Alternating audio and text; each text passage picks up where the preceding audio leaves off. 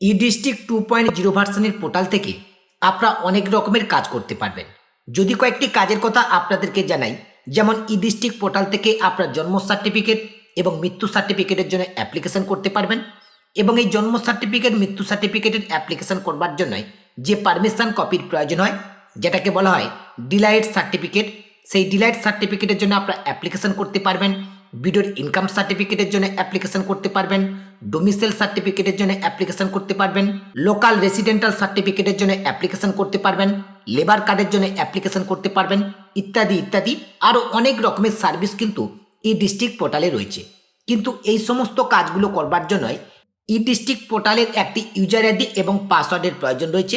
User ID password ছাড়া আপনারা ই district পোর্টালে কোনো রকমভাবে কাজ করতে পারবেন না।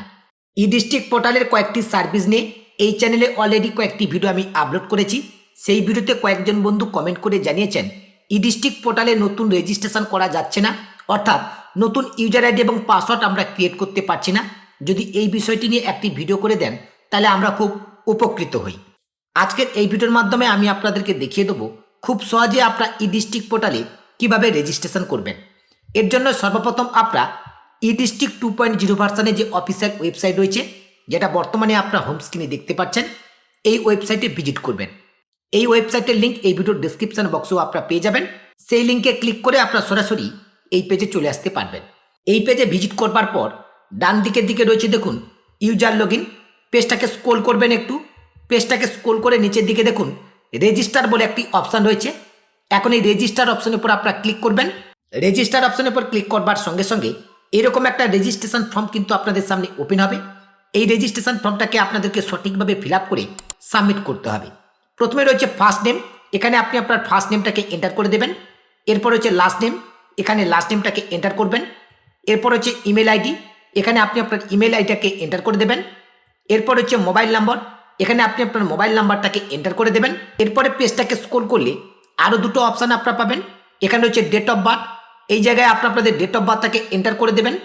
এরপর হচ্ছে enter user name, enter user নেমের জায়গায় আপনি আপনার পছন্দ মতো যে কোনো একটা ইউজার নেম এখানে এন্টার করে দেবেন। তাহলে সেটাও আপনার হোম স্ক্রিনে দেখতে পাবেন। নট অ্যাভেলেবল ইউজার নেম বলে কিন্তু শো করবে। আর যদি ইউজার নেম অ্যাভেলেবল থাকে তাহলে পাশেই কিন্তু আপনাদের গ্রিন আইকন দেখতে পাবেন। যে ইউজার নেমটা আপনারা এন্টার করেছেন সেটা অ্যাভেলেবল রয়েছে। ইউজার নেম কী দেবেন সেটা যদি বুঝে উঠতে না পারেন তাহলে এই ইউজার নেমের জায়গায় আপনারা আপনাদের মোবাইল নাম্বারটাকে এন্টার করে দেবেন। সমস্ত ডিটেলসগুলো কিন্তু আপনাদেরকে ফিল আপ করতে হবে। সমস্ত ডিটেলসগুলো আপনারা ফিল আপ করলে নিচের দিকে রেজিস্টার অপশানটা কিন্তু আপনাদের সামনে এনাবেল হয়ে যাবে। কোনো অপশানটা যদি আপনাদের ফিল আপ না হয় তাহলে এই রেজিস্টার অপশানটা কিন্তু ব্লার হয়ে থাকবে। তাই অবশ্যই সমস্ত ডিটেলসগুলো আপনারা সঠিকভাবে ফিল আপ করবেন। এরপর নিচে যে রেজিস্টার অপশান রয়েছে এই রেজিস্টার অপশানের উপর ক্লিক করবেন। রেজিস্টার অপশানের উপর ক্লিক করবার সঙ্গে সঙ্গে মোবাইল নাম্বারে আপনারা 6 ডিজিট ওটিপি পাবেন। সেই ওটিপিটা ওয়ান টাইম পাসওয়ার্ডের ঘরে এন্টার করবেন। এরপরে সাবমিট অপশানের উপর ক্লিক করবেন। সাবমিট অপশানের উপর ক্লিক করবার সঙ্গে সঙ্গে রেজিস্ট্রেশনটা কিন্তু সাকসেসফুলিভাবে কমপ্লিট হয়ে যাবে এবং ই ডিস্ট্রিক্ট 2.0 ভার্সনের পোর্টালটা লগ ইন হয়ে যাবে। পরবর্তী ড্যাশবোর্ড কিন্তু আপনাদের সামনে এভাবে ওপেন হবে। ওকে অপশানের উপর ক্লিক করবেন। ওকে অপশানের উপর ক্লিক করবার সঙ্গে সঙ্গে এই ড্যাশবোর্ডটা কিন্তু আপনাদের ফাঁকা থাকবে। এই ড্যাশবোর্ডে কিন্তু কোনো সার্ভিসের নাম আপনারা দেখতে পাবেন না, কারণ এটা আমার পুরনো আইডি। তাই এই আইডি থেকে আমি আগে যে সমস্ত সার্ভিসগুলোর জন্য অ্যাপ্লিকেশন করেছি তার ডিটেলসগুলো কিন্তু একেবারে ড্যাশবোর্ডে শো করছে। আপনাদের ক্ষেত্রে নতুন আইডি যেহেতু, তাই এই জায়গাটা পুরো ফাঁকা থাকবে। এরপরে আপনারা ই ডিস্ট্রিক্ট পোর্টাল থেকে যে সার্ভিসের জন্য অ্যাপ্লিকেশন করতে চাইছেন ইজিলি করতে পারবেন। এইভাবে আপনারা খুব সহজে ই ডিস্ট্রিক্ট 2.0 ভার্সনের পোর্টালে রেজিস্ট্রেশন করে নিতে পারবেন। কিভাবে নতুন রেজিস্ট্রেশন করতে হয় আজকের এই ছোট্ট ভিডিওর মাধ্যমে আমি আপনাদেরকে সেই প্রসেস স্টেপ বাই স্টেপ দেখিয়ে দিলাম। আশা করছি সম্পূর্ণ প্রসেসটা আপনারা বুঝতে পেরেছেন। এরপরেও যদি আপনাদের কোনো জায়গায় বুঝতে অসুবিধা হয় অবশ্যই ভিডিওর কমেন্ট সেকশনে কমেন্ট করে জানাবেন।